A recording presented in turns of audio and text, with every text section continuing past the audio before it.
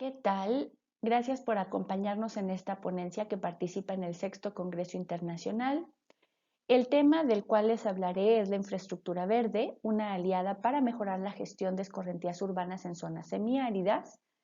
Y los autores de este trabajo somos Liliana Lizárraga Mendiola, Gabriela Alejandra Vázquez Rodríguez y Carlos Alfredo Vigurra Alzati. Este trabajo hablará acerca de los principales enfoques de la infraestructura verde, su adaptación en espacios urbanos, cómo estos pueden mitigar la escasez hídrica, así como reducir la escorrentía urbana en todas aquellas zonas urbanizadas que presentan climas semiáridos y problemas de escasez hídrica. Así pues,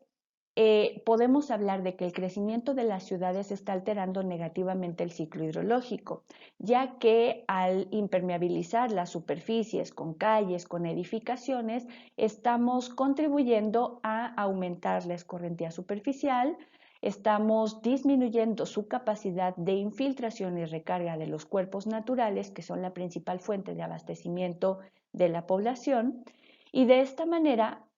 hay un gran número de personas a nivel mundial que habitan alguna zona en donde tenemos escasez de precipitaciones a lo largo del año y se encuentran en riesgo por problemas de escasez hídrica. Se define como una zona árida aquella región en donde la provisión de agua es insuficiente debido a que son escasas las precipitaciones, se considera un rango inferior a los 840 milímetros anuales, y en México pues tenemos precipitaciones inferiores a esa cantidad en una zona a nivel nacional habitada por alrededor del 63% del territorio nacional. Así pues, consideramos que la infraestructura verde es una alternativa para mitigar esta problemática de condiciones de semiaridez en donde podríamos establecer estrategias para mitigar los impactos causados tanto por los riesgos naturales asociados a lluvias torrenciales de corta duración que pueden provocar inundaciones y al mismo tiempo contribuir en espacios ya urbanizados a la recarga de estos acuíferos y a obtener esas fuentes de recuperación de agua a través de estas estrategias en entornos donde la infraestructura gris, que es con la que cotidianamente convivimos, se puede adaptar a estas estrategias. Los principales enfoques de la infraestructura verde, algunos de los más conocidos son los jardines de lluvia, los pavimentos permeables, estrategias como la captación de agua de lluvia, las zanjas de infiltración, así como los techos y los muros verdes, de los cuales en unos momentos más hablaremos. Estos se pueden aplicar en casi cualquier espacio ya urbanizado. Los pavimentos permeables, por ejemplo, se pueden adaptar en aquellas superficies en donde el tránsito sea ligero, vehículos particulares, ciclovías, andadores, en zonas peatonales, parques y jardines.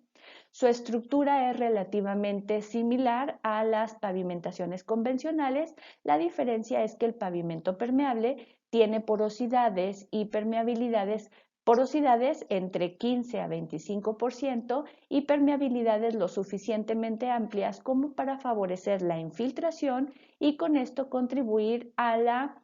retención de la escorrentía superficial, contribuyendo a la captura de un volumen suficiente de agua que se puede infiltrar y contribuir a la recarga de los acuíferos. Al mismo tiempo, si se adapta con obras complementarias de drenaje, parcialmente esta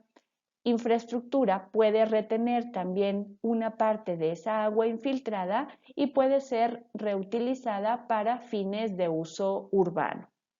Por otra parte, se ha estudiado también que los pavimentos permeables, cuando se diseñan apropiadamente, por ejemplo con películas fotocatalíticas, pueden degradar algunos contaminantes que son transportados por la escorrentía urbana y de esta manera contribuyen a mejorar también su calidad a través de la infiltración por distintos procesos químicos.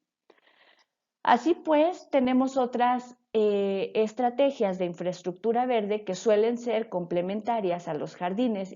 a los pavimentos permeables. Imagínense un jardín de lluvia que se encuentra contiguo a un área de estacionamiento, por ejemplo, pavimentado con estos pavimentos permeables. Los jardines de lluvia, como se aprecian en esta imagen, suelen estar diseñados de manera tal que se diseñan con vegetación nativa en zonas con clima semiárido, pues suele ser vegetación para climas séricos como las de tipo suculentas, por ejemplo, que requieren pocas necesidades de riego, suelen sobrevivir con escasas cantidades de agua, se adaptan perfectamente en estos climas. Además, se instalan en materiales que suelen ser de la superficie hacia el subsuelo, suelen ser una capa de suelo, arenas, gravas y en la base puede ser material granular que favorezca esa infiltración. Al mismo tiempo, en algunas ocasiones se han utilizado materiales residuales provenientes de la industria de la construcción, que también suelen conocerse como residuos de la construcción y demolición, que suelen ser triturados a manera de estos agregados para servir como relleno y funcionan también como un material filtrante.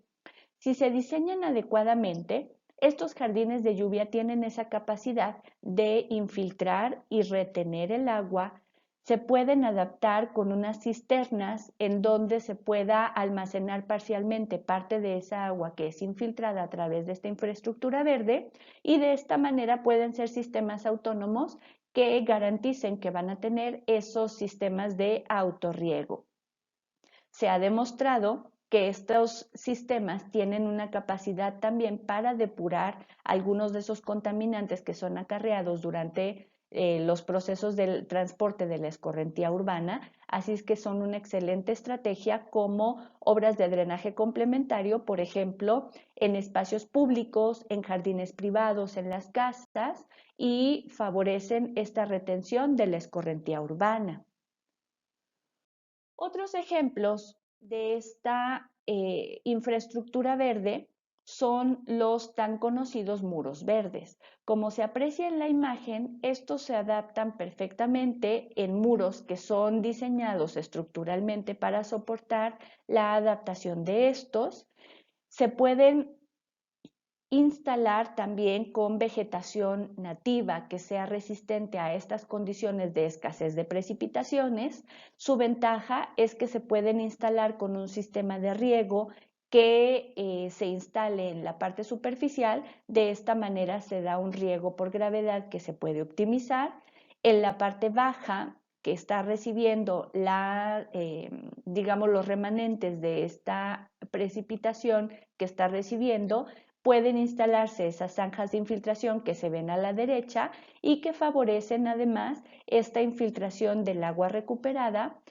Este tipo de muros verdes pueden ser desde ornamentales, pueden ser también hortalizas. Es una ventaja porque se ha promovido mucho el cultivo de hortalizas a nivel de huertos urbanos. Los muros, los techos verdes son estas estrategias y además se ha demostrado que muchos de estos cultivos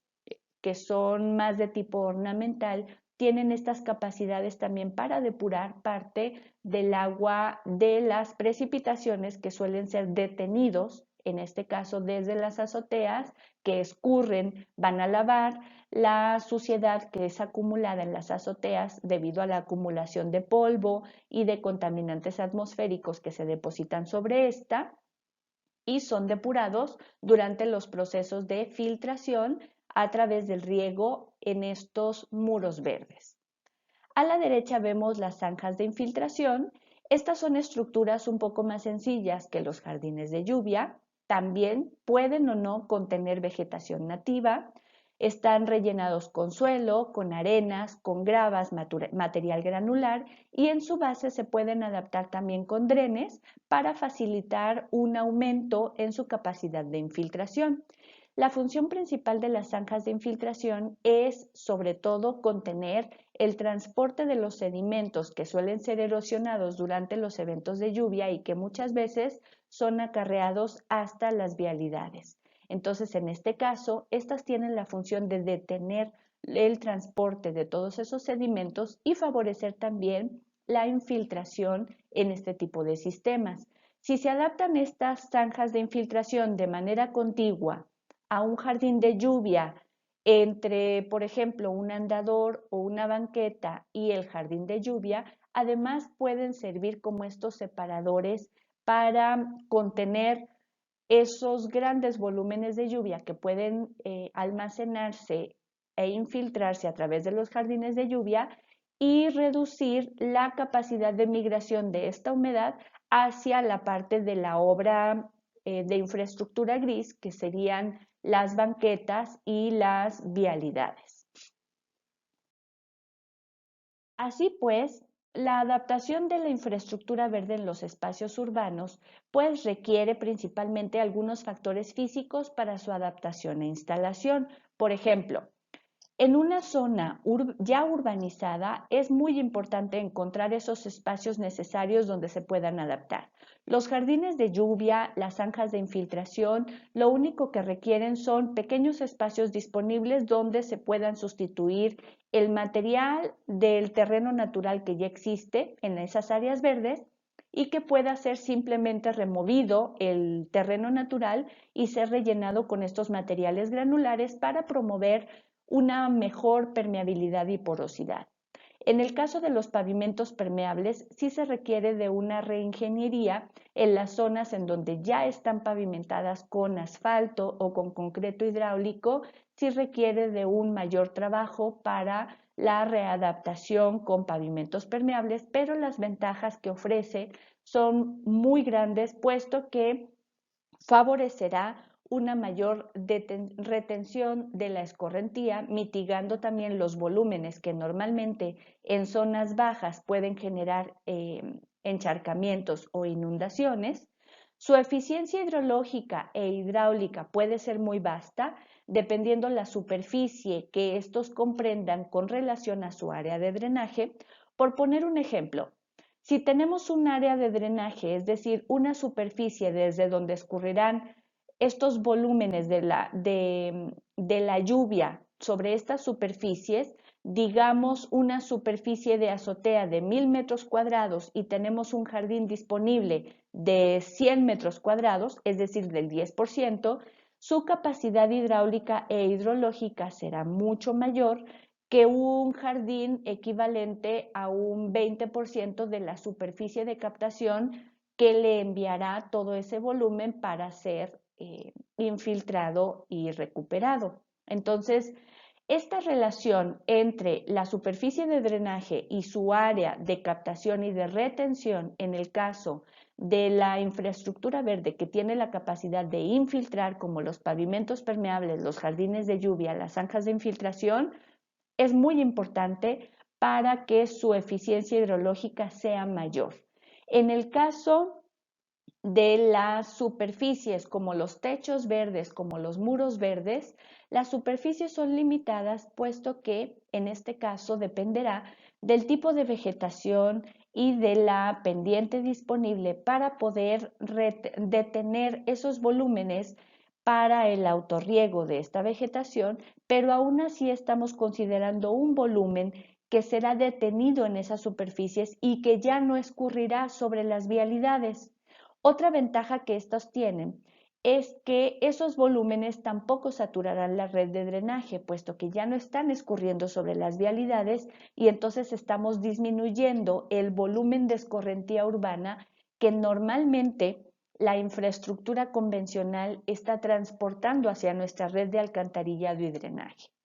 Otras ventajas que tiene la infraestructura verde cuando es adaptada en estos espacios urbanos es su gran capacidad que tienen para remover los contaminantes, porque independientemente si hablamos de los techos, los muros verdes, los jardines o los pavimentos, el tipo de selección de los materiales granulares que se van a utilizar en su adaptación tienen la capacidad de retener entre sus partículas gran cantidad de contaminantes. Se ha identificado en la literatura que inclusive se pueden detener microplásticos hoy en día que son transportados a través de la escorrentía.